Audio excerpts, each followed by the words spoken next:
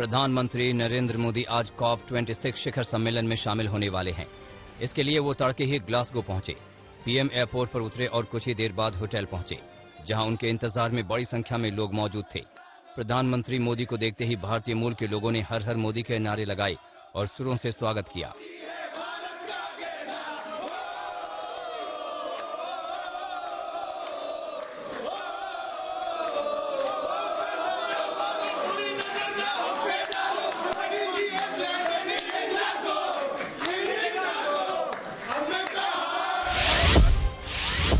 प्रधानमंत्री नरेंद्र मोदी आज COP26 कार्यक्रम में हिस्सा लेंगे। इसमें 120 से ज्यादा देश हिस्सा ले रहे हैं। इस दौरान पीएम मोदी जलवायु परिवर्तन पर हो रही चिंताओं को दुनिया के सामने रखेंगे। जलवायु परिवर्तन की वजह से भारत में जो नुकसान हुआ है, उसके मद्देनजर ये दौरा बेहद अहम माना जा रहा है। दुनिया भर की निगाहें भारत पर टिकी हुई हैं। इसके अलावा पीएम मोदी ब्रिटेन के प्रधानमंत्री बोरिस जॉनसन से भी कई अहम मुद्दों पर बातचीत करेंगे।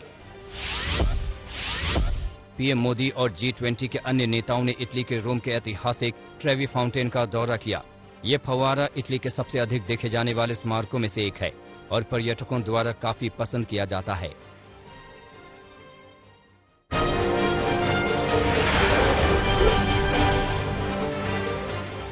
रोम में G20 शिखर सम्मेलन के मौके पर अमेरिकी राष्ट्रपति जो बाइडेन ने रविवार को तुर्की के राष्ट्रपति तैयब एर्दोगन से मुलाकात की।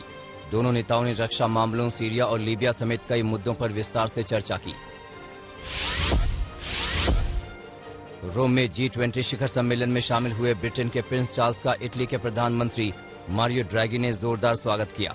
प्रिंस चार्ल्स ने दुनिया से जलवायु परिवर्तन की तरफ ध्यान देने का आग्रह किया। कहा, अभी ध्यान नहीं दिया गया तो हमें खामियाजा भुगतना पड़ेगा। रोम में G20 शिखर सम्मेलन के मौके पर चीनी विदेश मंत्री वांग यी ने अमेरिकी विदेश मंत्री एंटनी ब्लिंकन से मुलाकात की। बैठक के दौरान अमेरिका ने ताइवान जल डमरू मध्य में तनाव का मुद्दा उठाया, तो वहीं चीन ने आंतरिक मामलों में हस्तक्षेप न करने की सलाह दी। रोम में G20 शिखर सम्मेलन के दौरान सुरक्षा व्यवस्था बेहद कड़ी है। रोम की सड़कों पर चप्पे चप्पे पर सुरक्षा बल तैनात हैं। आसपास की सड़कों को बंद किया गया है। कड़ी सुरक्षा की वजह से रोम घूमने आए पर्यटकों को निराश होना पड़ा।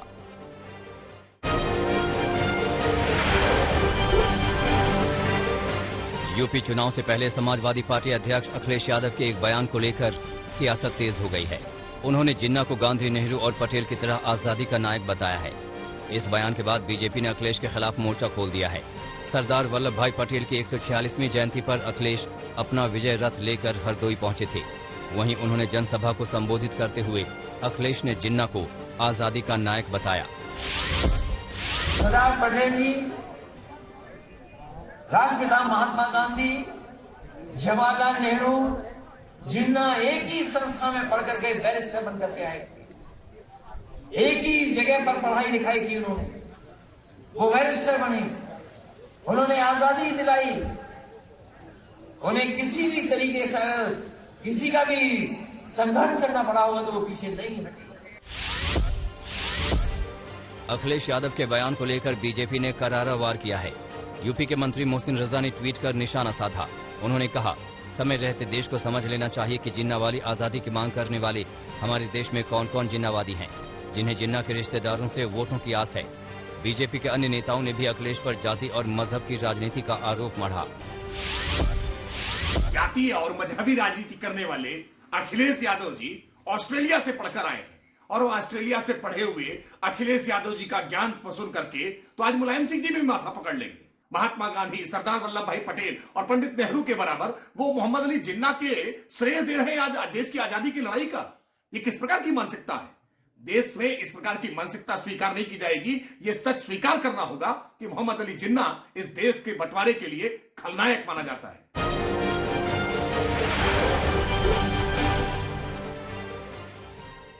अयोध्या में आज तक की पंचायत में यूपी के सीएम योगी आदित्यनाथ ने राम मंदिर के बहाने विरोधी दलों पर करारा प्रहार किया। योगी आदित्यनाथ ने कहा कि यह हमारी वैचारिक विजय है कि जो लोग कल तक राम को काल्पनिक कहते थे, आज उन्होंने भी कहना शुरू कर दिया है कि राम तो हमारे भी हैं। योगी आदित्यनाथ ने कहा कि भगवान राम हमारे लिए राजनीति नहीं बल्कि सेवा का माध्यम है। इसके साथ ही योगी आदित्यनाथ ने यूपी के विधानसभा चुनाव में बीजेपी की 325 से ज्यादा सीटें आने का भरोसा जताया।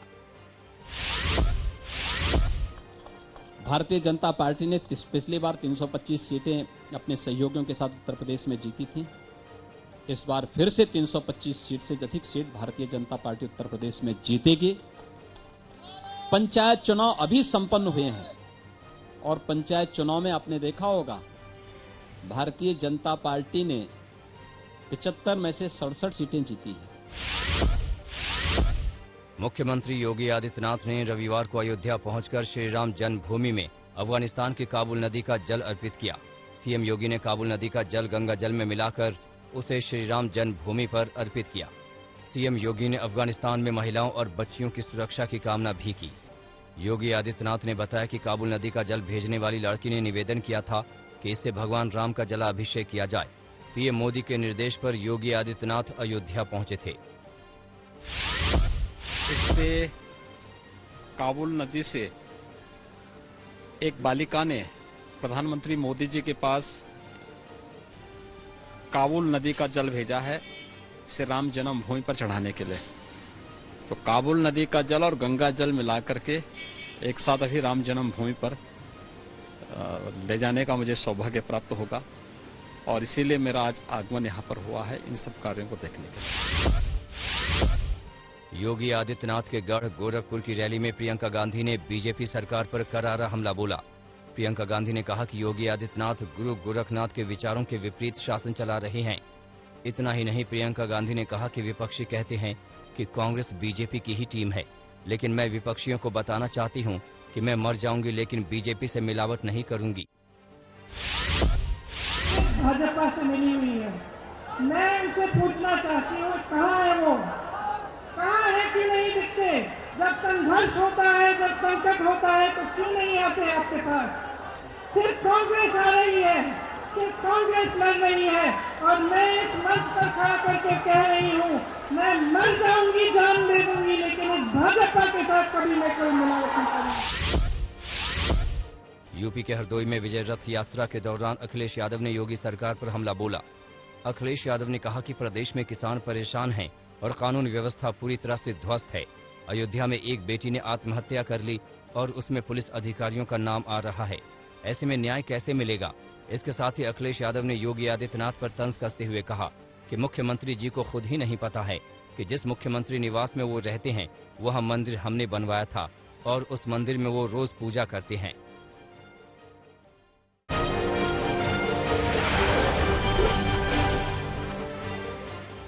बीएसपी के 6 निलंबित विधायकों के समाजवादी पार्टी में शामिल होने पर पार्टी अध्यक्ष मायावती का गुस्सा फूट पड़ा। मायावती ने तीखी प्रतिक्रिया देते हुए एसपी में जाने वाले विधायकों को बरसाती मेंढक बताया। उन्होंने कहा कि उत्तर प्रदेश में विधानसभा चुनाव नजदीक आते ही आए दिन दल बदलुओं का इस पार्टी से उस पार्टी में जाने का दौर शुरू हो गया है, लेकिन इससे किसी पार्टी का जनाधार बढ़ने वाला नहीं है।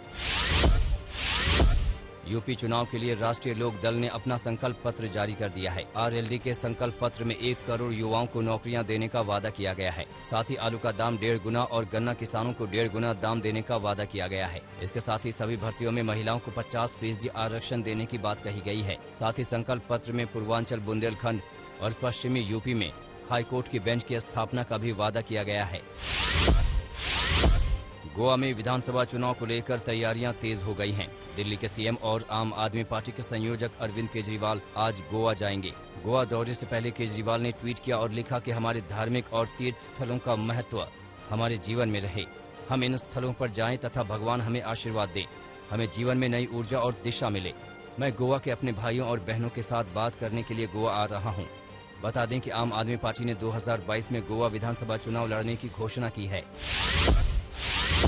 मध्य प्रदेश के गृह मंत्री नरोत्तम मिश्रा ने डिजाइनर सब्यसाची मुखर्जी के मंगलसूत्र के विवादित विज्ञापन पर सख्त रुख अपनाया है। नरोत्तम मिश्रा ने चेतावनी दी है कि अगर ये विज्ञापन अगले 24 घंटे में नहीं हटाया गया तो एफआईआर दर्ज की जाएगी। नरोत्तम मिश्रा ने कहा कि मुझे इस बात को लेकर बेहद आपत्ति है कि तमाम चेतावनी के बाद भी हिंदू धर्म और उसके प्रतीकों के साथ छेड़छाड़ की सुनियोजित प्रक्रिया जारी है।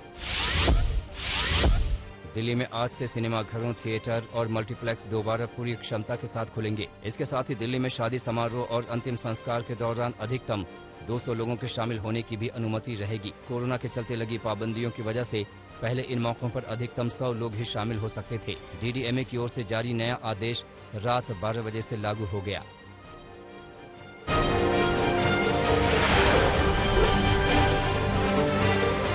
रविवार को दुबई के इंटरनेशनल क्रिकेट स्टेडियम में खेले गए बेहद अहम मुकाबले में न्यूजीलैंड ने भारत को 8 विकेट से हरा दिया। इस टूर्नामेंट में भारत की लगातार दूसरी हार है और इसके साथ ही सेमीफाइनल में पहुंचने की उम्मीदें न के बराबर हो गई हैं। अब कोई चमत्कार ही टीम इंडिया को प्लेऑफ में पहुंचा सकता है। टॉस हारकर पहले बल्लेबाजी करने उतरी भारतीय टीम ने 20 ओवरों में 7 विकेट खोकर 110 रन बनाए थे। वहीं 111 रनों का पीछा करने उतरी न्यूजीलैंड की टीम ने 14.3 ओवरों में ही लक्ष्य हासिल कर लिया। न्यूजीलैंड के खिलाफ भारतीय टीम की बल्लेबाजी पूरी तरह से फेल रही। बैटिंग ऑर्डर में बदलाव हुआ तो टॉप के 5 बल्लेबाज बड़ा स्कोर ही नहीं बना पाए। ईशान किशन, केएल राहुल की जोड़ी फेल रही। बाद में रोहित शर्मा, विराट कोहली जैसे बड़े बल्लेबाज भी कुछ कमाल नहीं कर पाए। अंत में ऋषभ पंत, हार्दिक पांड्या भी बड़ा स्कोर बनाने में फेल रहे। सबसे आखिर में रविंद्र जडेजा के कुछ शॉट्स के दम पर टीम इंडिया 110 रनों का स्कोर बना पाई। न्यूजीलैंड ने 111 के लक्ष्य को सिर्फ 2 विकेट खोकर पा लिया। रविवार को खेले गए एक अन्य मुकाबले में अफगानिस्तान ने नामीबिया को 62 रनों से हरा दिया। टॉस जीतकर पहले बल्लेबाजी करते हुए अफगानिस्तान ने नामीबिया के सामने जीत के लिए 161 रनों का लक्ष्य रखा था। नामीबिया टीम निर्धारित 20 ओवरों में 9 विकेट के नुकसान पर 98 रन ही बना सकी। टीम की ओर से सर्वाधिक 26 रन डेविड वेस ने बनाए। इसके अलावा एटोन ने 14 रन बनाए। टीम की बल्लेबाजी बेहद शर्मनाक रही। टीम के 6 बल्लेबाज तो दहाई का आंकड़ा तक छू नहीं सके। अफगानिस्तान की ओर से नवीनुल हक और हमीद हसन ने 3-3 विकेट हासिल किए।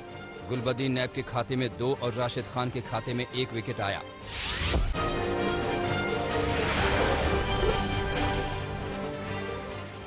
न्यूजीलैंड के जलवायु परिवर्तन मंत्री जेम्स शॉ ने बयान दिया है। कहा, 2030 तक ग्रीन हाउस उत्सर्जन में 50% की कटौती न्यूजीलैंड करेगा। साथ ही कहा कि हम उम्मीद करते हैं कि कई अन्य देश भी इस तरह के कदम उठाएंगे। ईरान से बढ़ते तनाव के बीच अमेरिकी वायुसेना के बम वर्षक विमान मिडिल ईस्ट के ऊपर से उड़ान भरी। अमेरिकी विमानों ने जल जम्मू, मध्य और मिस्र के स्वेज नहर और लाल सागर के ऊपर से भी उड़ान भरी।